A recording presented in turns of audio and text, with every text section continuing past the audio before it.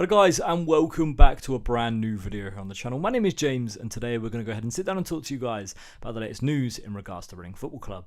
Now today we're going to go ahead and talk about Reading's potential outgoings, potential incomings, and the expiring contracts in the summer. Now the expiring contracts in the summer is a worrying thing because there's a lot of first team players that are currently out of contract, set to be out of contract in the summer, and yeah, it looks like it could be another wipeout for Reading. Let's hope this ownership issue can get sorted quick so we can start offering contracts to our key players. Now, in terms of incomings, it's going to be very difficult for Reading to bring anyone in over this January period. We're still under a transfer embargo, meaning that we can't make any fees for any players. So any cash exchanges between clubs can't happen when Reading are attempting to sign a player, whether that's on a permanent transfer or on a loan. Reading are also restricted in terms of the wages they can offer players right now as well. So there's currently a sort of barrier that Reading can't offer over a certain amount when it comes to wages for players. Now, we'll talk about Reading's one incoming that's been rumoured. Obviously, we'll go ahead and discuss other rumours throughout this January transfer window, but I feel like this might be the only incoming rumour that we may see over this next 30 days. Now, that one rumour is that Reading have registered their interest in signing Terrell Thomas from Charlton. Now, Terrell Thomas is someone that will be a familiar name to Reading fans as he was a part of the 150th anniversary season. He might only be familiar and might not be a permanent name that's stuck in people's heads because he only played a handful of games for the club.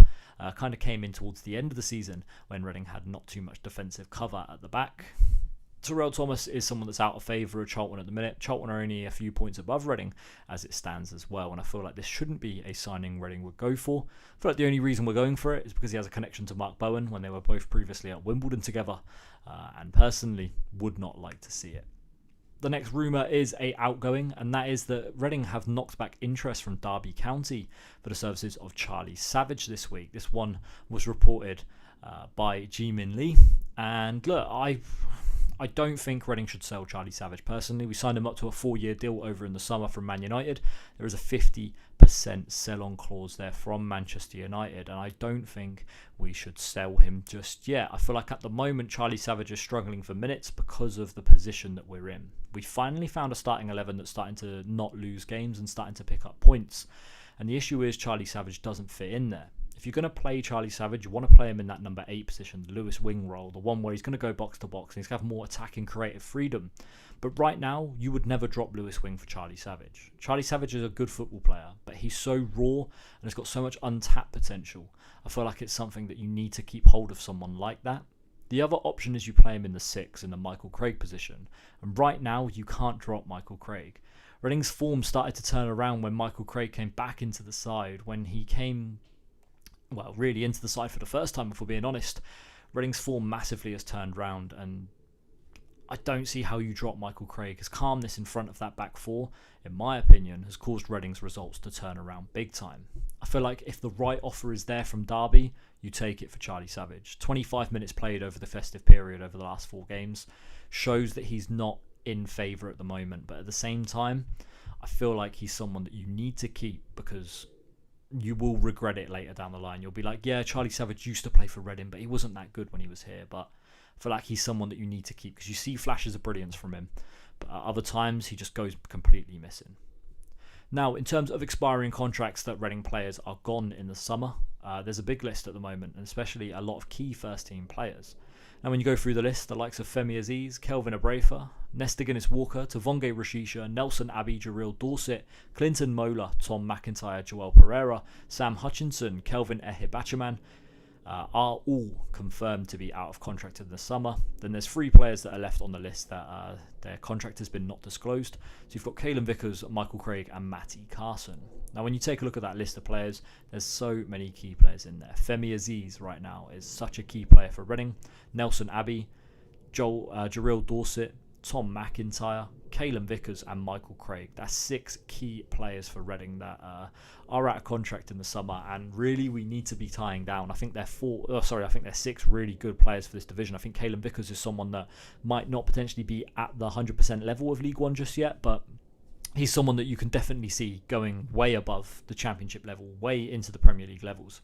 I mean, he's got scouts from Real Madrid, from Arsenal, from Celtic watching him, and I think you have to try and tie that down some way to get a transfer fee out of him. Michael Craig is someone that we picked up from Tottenham for free a couple of years ago and has just been an absolute revelation since he's come into the side this year. 100% is a League One level player. I think he might even be a little bit above that, maybe just like a lower level Championship player at the moment, and is so young into his career. I don't see how you don't try and tie that man down. I mean, Nelson Abbey, it speaks for itself.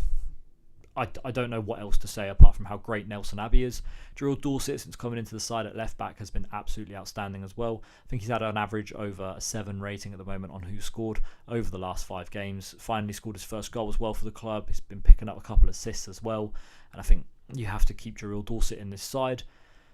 Femi Aziz, 8 goal involvements in the last 9 games. Obviously the start of the season was poor for Aziz, but you don't lose someone who can do that for a free. John Swift was the exact same situation. He would have these purple patches where he was absolutely unplayable, and Femi Aziz is going through that right now. We lost John Swift for free when realistically we should have got a 7-figure deal from him.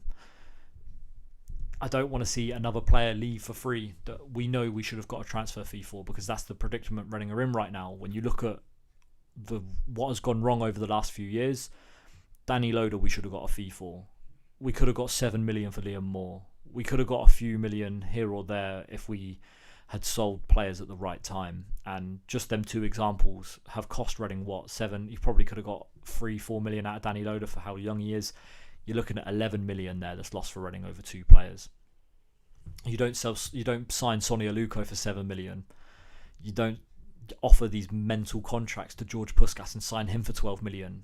Such a mismanagement of money at Reading over the last few years, and I don't want that trend to continue here where we lose players for free. Omar Richards, again, going for free. Michael Elise having a £7 million release clause. I don't want to see these players leave for dirt cheap. In terms of the last piece of news is an injury update for Reading. Tom Holmes is set to have a scan on a calf injury which left him ruled out of the Exeter game, so hopefully we get to see Holmes back soon. Don't want him to be ruled out as he's been vital for Reading over this recent run of form. Andy Yeardom is hopefully going to be back for the Brighton under-21s fixture in the Bristol Motors Insurance Cup, and Tom McIntyre will be back in full training this week as well, so hopefully we'll see some sort of involvement for him in that Bristol Motors Insurance Cup game. Look, 3 key players really for Reading last season. They were part of a defence that conceded nearly 90 plus goals, but I think they're 3 players that arguably could be back in the side. I think Andy Leardom is someone that has been in the side anyway. Tom Holmes has been someone that's been great since he's come back into the team, and Tom McIntyre I think at left back wouldn't be too bad. I think since Tom Holmes took that extended period away from the side, he was maybe able to get his confidence back up. To think about, if you've been in a side for the last 3 years that's just been consistently losing and just conceding a ton of goals, it's going to knock your confidence, and you're going to be in situations where you think, great, we're going to concede again. Him having that time away has probably negated some of them emotions and them previous memories, which is now making him into a better football player in my opinion, and we've seen that since he's come back. That's going to be it for today's video. Thank you very much for watching, guys. It's not really too much else to say. We're going to hopefully try and do a 2023 year review for Reading as well, coming up in the next couple of days as well. Thanks for watching, guys. My name's been James, and we'll hope to see you all again very soon. Thanks for watching. Bye-bye.